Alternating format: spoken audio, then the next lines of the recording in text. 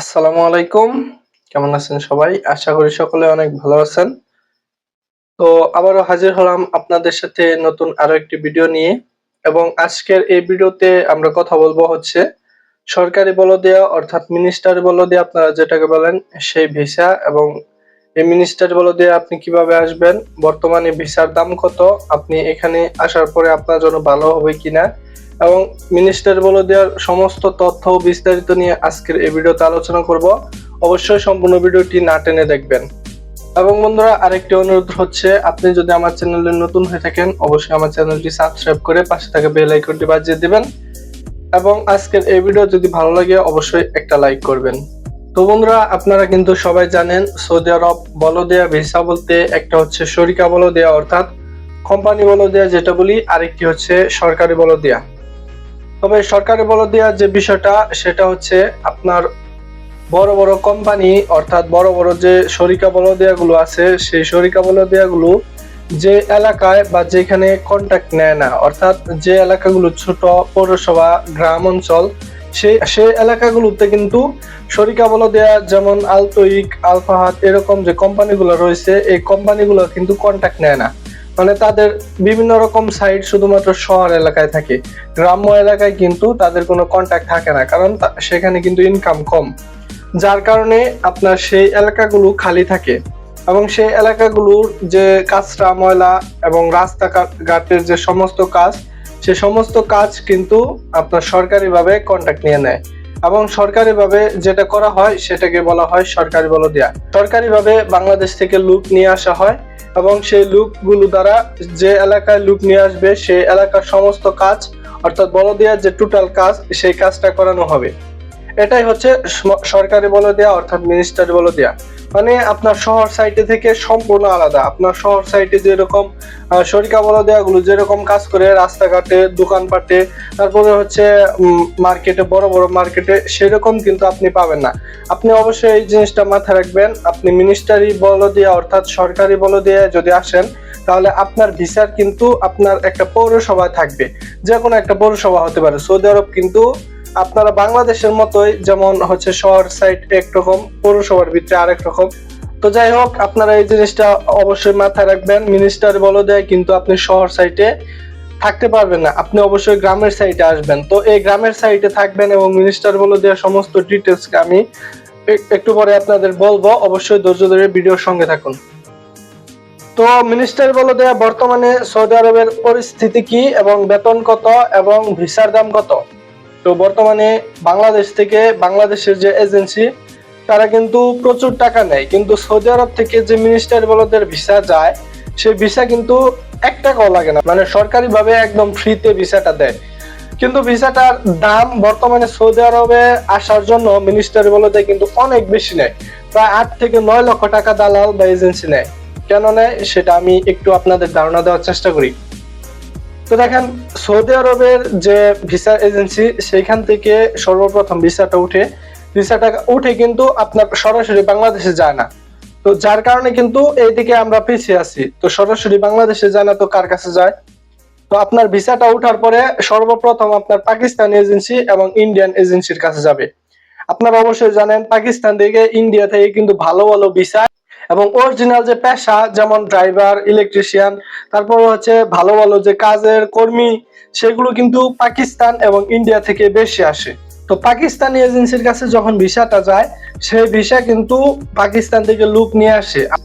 আপনার ভালো ভালো যে ড্রাইভিং ভিসা রয়েছে ইলেকট্রিশিয়ান ভিসা রয়েছে, মানে ভালো ভালো বেতনের যে ভিসাগুলো রয়েছে সেই ভিসাগুলো থেকে কিন্তু পাকিস্তান এবং ইন্ডিয়া থেকে লোক প্রথম আসে।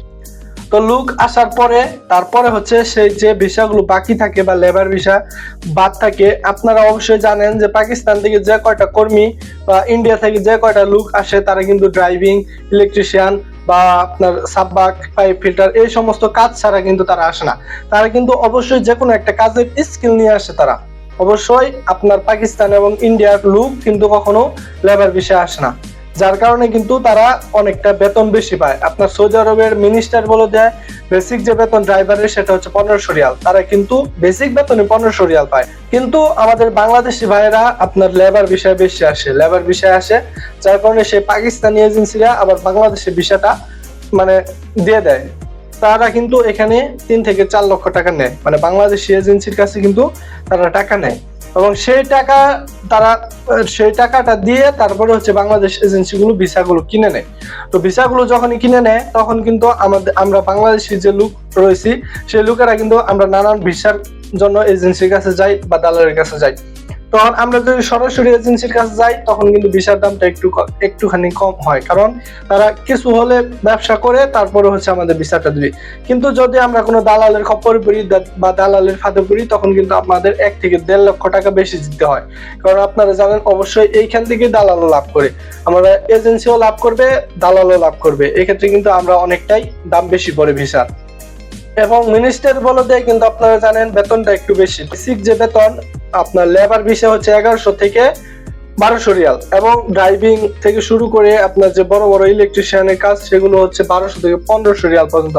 সর্বোচ্চ বেতন কিন্তু 1500 রিয়াল, যার কারণে এই বেতন বেশি থাকার কারণে কিন্তু আপনার হচ্ছে পাকিস্তানি এজেন্সিরা বাংলাদেশি এজেন্সিদের কাছ থেকে অনেকটা লাভ করে এবং বাংলাদেশি এজেন্সিগুলো আমরা সাধারণ মানুষের থেকে অনেকটা বেশি লাভ করি, যার কারণে কিন্তু ভিসার দামটা অনেকখানি বেশি পড়ে। তো অবশ্যই আপনারা যদি বর্তমানে মিনিস্টার বলে দিয়ে আসতে চান বা সরকারি বলে দিয়ে আসতে চান, আপনি ভালো একটা এজেন্সির কাছে যাবেন এবং বিশ্বস্ত একটা এজেন্সির কাছে যাবেন। যাওয়ার পরে আপনি সরাসরি এজেন্সির কাছে যে আপনি বলবেন যে ভাই আমি ড্রাইভিং এ যাব বা এই কাজে যাব সেই কাজে যাব।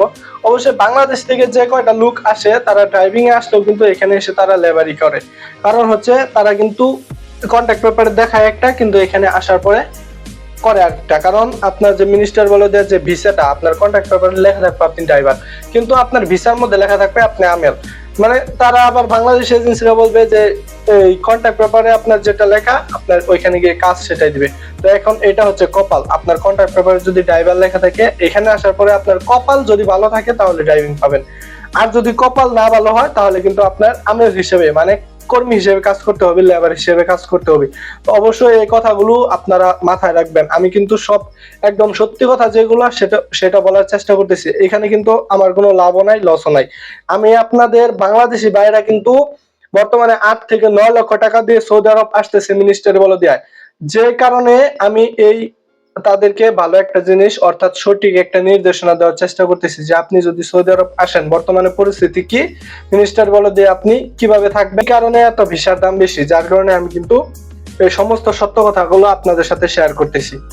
তো অবশ্যই আপনারা এই জিনিসগুলো খেয়াল করবেন এবং আপনারা আসার ক্ষেত্রে এই ক্ষেত্রে যদি তারপরেও আসতে চান তাহলে অবশ্যই আপনার যে এজেন্সি অথবা যে দালাল আপনার কাছে কম টাকা নেবে। অর্থাৎ ভাই দেখেন আপনি যদি মিনিস্টারি বলে দিয়ে আসেন তাহলে কিন্তু আপনার 6 লাখ টাকা হাইস্ট সৌদি আরবে। আপনার বেতন বেশি এই দিক দিয়ে ঠিক আছে, কিন্তু আপনার ভিসার দাম কিন্তু 6 লক্ষ থেকে 7 লক্ষ টাকা হাইস্ট। সৌদি আরব কিন্তু মিনিস্টার বলে দিয়ে 7 লক্ষের উপরে যদি আপনার কাছে চায় তাহলে কিন্তু আপনি না আসাটাই ভালো, কারণ বর্তমানে যে খরচ সৌদি আরবে কিন্তু খরচ অনেক বেশি। আপনার পূর্বের তুলনায় বর্তমানে কিন্তু সৌদি আরবে থাকা খাওয়া সমস্ত কিছু খরচ অনেকটা বেড়ে গেছে, যার কারণে আপনি যদি 7-8 লাখ টাকা দিয়ে আসেন, আসার পরে আপনি 1200 রিয়াল বেতন আপনি কি করবেন? তো এখন অনেকে প্রশ্ন করেন যে ভাই মিনিস্টার বলে দিয়ে যদি আমি যাই তাহলে আমি কি বাইরে কোনো কাজ করতে পারবো কিনা? তো দেখেন বাইরে কাজের যে সিস্টেমটা সৌদি আরব কিন্তু এক এক জায়গায় এক এক রকম। আপনার সৌদি আরবের যে শহরের সাইটগুলো সেই শহরের সাইটগুলো কিন্তু বাইরে অনেক কাজ রয়েছে, যেমন আপনি অন্যান্য দোকানে আপনার পার্ট টাইম জব করতে পারবেন বা অনেক কিছু কাজ করতে পারবেন, কিন্তু সেক্ষেত্রে পুলিশের যে একটা ঝামেলা সেটা থেকে যায়, সব জায়গায় থাকে। আপনি এক কাজে এসে অন্য কোনো কাজ করতে পারবেন না, যদি ধরে ফেলতে পারে তাহলে কিন্তু আপনাকে দেশে পাঠিয়ে দিবে। মানে আপনার ইকামা যে কাজের উপর আপনি সেই কাজই করতে হবে, আপনি বলে দেওয়া বিষয় আসলে আপনি অন্য কোনো কাজ করতে পারবেন না। এটা কিন্তু সৌদি আরবের সব জায়গায়, খালি যে মিনিস্টার বলে দেয় সেটা না। আপনি যে কোনো কাজে আসেন সৌদি আরব কিন্তু আপনি যদি আমেল মানজিল বিষয় অর্থাৎ বর্তমানে লুট আলুর বিষয় সেই বিষয়ে আসেন তাহলে কিন্তু আপনি বাইরে কাজ করতে পারবেন।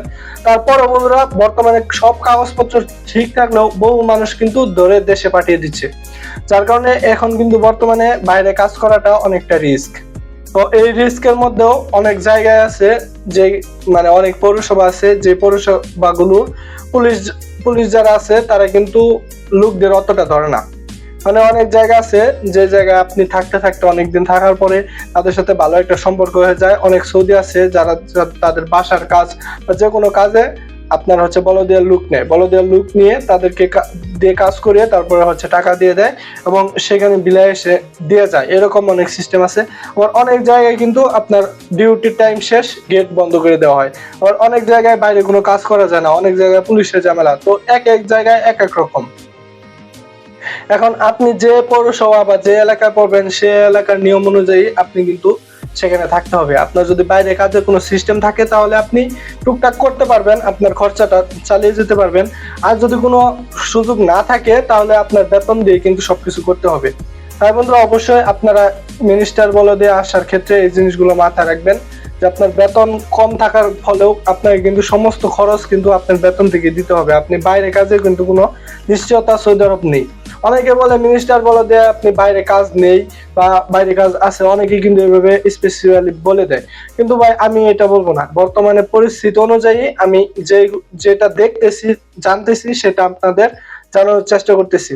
মিনিস্টার বলে দেয়া অর্থাৎ সৌদি আরবের যে কোনো কাজে আপনি আসেন না কেন, যে কোনো জায়গায় আসেন না কেন, যে কোনো কোম্পানিতে আসেন না কেন, তবে এক্ষেত্রে একটা সুবিধা হচ্ছে আপনার ডিউটির টাইম কিন্তু 8 ঘন্টা। তো ডিউটি 8 ঘন্টা টাইমের থেকে অনেকদিন হয়তো একটু কম বেশ হয়, কিন্তু ইউজুয়ালি যে ডিউটিটা সে ডিউটি কিন্তু 8 ঘন্টা, 8 ঘন্টার উপরে কিন্তু আপনার ডিউটি নেই। তো 8 ঘন্টা ডিউটি করার পরে আপনার যে সময়টা, আপনি দেখা গেল সকাল হচ্ছে 6টা থেকে দুপুর 2টা পর্যন্ত বা এইভাবে এক টাইম ডিউটি করলেন। তো অনেক জায়গায় কিন্তু এক টাইম ডিউটি, অনেক জায়গায় 2 টাইম ডিউটি। তো এক টাইম ডিউটিটাই ভালো, পরবর্তীতে কাজ করা যায় এবং সবকিছু করা যায়। তো এক টাইম ডিউটি যদি আপনার থাকে, তারপরে হচ্ছে আপনি খাওয়া দাওয়া করে বিকাল টাইমে আপনি যদি বাইরে বসেন বা আপনার যদি সিস্টেম থাকে যেভাবে কাজগুলো পাওয়া যায়, তো সেই সিস্টেম যদি থাকে তাহলে আপনি সেখানে গিয়ে আপনি কাজ করতে পারেন। আর যদি কোনো সিস্টেম না থাকে তাহলে বন্ধুরা আপনাকে কিন্তু সেইভাবে আপনার বেতন দিয়ে কাজ করতে হবে এবং এখানে বসে থাকতে হবে।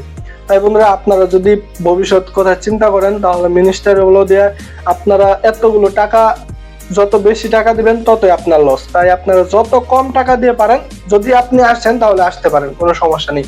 তবে মিনিস্টার বলে যে খালি অসুবিধা সেটাও না, অনেক সুবিধাও রয়েছে। আপনার কিন্তু থাকার জন্য, থাকার যে খরচপাতি সমস্ত কিছু, কারেন্ট বিল সমস্ত কিছু কোম্পানি বহন করবে, শুধুমাত্র আপনার খানাটা নিজে খেতে হবে। তো অনেকে প্রশ্ন করে যে ভাই মিনিস্টার বলে দিয়ে কি খানার জন্য কোনো টাকা দেওয়া হয় কিনা? জি না ভাই, আপনার যা বেতন তাই পাবেন, আপনি একটা রিয়ালও বেশি পাবেন না। আপনার যদি বেতন 1100 রিয়াল 1 পয়সা থাকে তাহলে 1100 রিয়াল 1 পয়সাই পাবেন, আপনি কিন্তু বেশিও পাবেন না কমও পাবেন না। আপনার বেতনটা প্রত্যেক মাসে আপনার ব্যাংক অ্যাকাউন্টে চলে আসবে। আপনার ব্যাংকে একটা কার্ড থাকবে, সেই ব্যাংক কার্ডে চলে আসবে। আপনি যে কোনো সময় এটিএম থেকে টাকা তুলে আপনার হচ্ছে ভিসা কার্ড থেকে টাকা তুলতে পারবেন। তো এইভাবে আপনার বেতনটা আসে। এই জিনিসটা কিন্তু অনেকটাই ভালো মিনিস্টারি বলে দেয়, অর্থাৎ সরকারি বলে দেয়, সরকারি ভাবে আপনার বেতনটা আসবে। সৌদিতে যেরকম বেতন আসে মাস গেলে, তো আপনার যে মাসে বেতন মানে যে এক মাসে যে তারিখে বেতন দেওয়ার কথা সেই তারিখে প্রত্যেক মাসে আলাদা তুলে আপনি বেতন পাবেন। তো যাই হোক, আপনার বেতনের বিষয়টা গেল। এখন অনেকে প্রশ্ন করে যে আমি বর্তমানে মিনিস্টার বলে দেয় কি সুযোগ সুবিধা কিরকম। তো ভাই সমস্ত কিছু আপনাদের বললাম আমি ডিটেলসে, যে মিনিস্টার বলে দেওয়ার জায়গাটা কেমন, বেতন কিরকম, কাজ কিরকম, আপনি বাইরে কাজ করতে পারবেন কিনা, তো সমস্ত কিছু কিন্তু আমি বললাম। এখন আপনি বিবেচনা করেন বর্তমানে সৌদি আরবের যে পরিস্থিতি, বাইরে কিন্তু কোনো কাজ নেই, বেশিরভাগই বাইরে কোনো কাজ নেই। তো যাই হোক, এই হচ্ছে বর্তমানে সৌদি আরবের মিনিস্টার বলদের পরিস্থিতি। তো মিনিস্টার বলদের কাজ বলতে কি, বর্তমানে আপনার যে আপনি যে পৌরসভায় আসবেন সেই পৌরসভার মানে যত রাস্তাঘাট আছে, তারপরে হচ্ছে যত হাদিকা অর্থাৎ যে পার্ক গুলো আছে সে পার্ক, তারপরে রাস্তার যে লাইট, মানে সমস্ত কিছু কিন্তু আলাদা আলাদা সেকশনে ভাগ করা। অর্থাৎ আপনি যদি ড্রাইভারে আসেন তাহলে বন্ধুরা আপনারা কিন্তু জানেন বলে দিয়ে কাঁচরার গাড়ি আছে, অর্থাৎ ময়লার গাড়ি, যেটা যেখান থেকে আপনার হচ্ছে রাস্তাঘাটের তারপরে দোকানপাটের যে ময়লাগুলো বরমিলে ফেলা হয় সেই বরমিল উঠানো হয় যে গাড়ি দিয়ে, সেই গাড়ির ড্রাইভার যদি আপনি আসতে পারেন তাহলে বন্ধুরা এখানে কিন্তু অনেক ফায়দা আছে, আপনারা সবাই জানেন।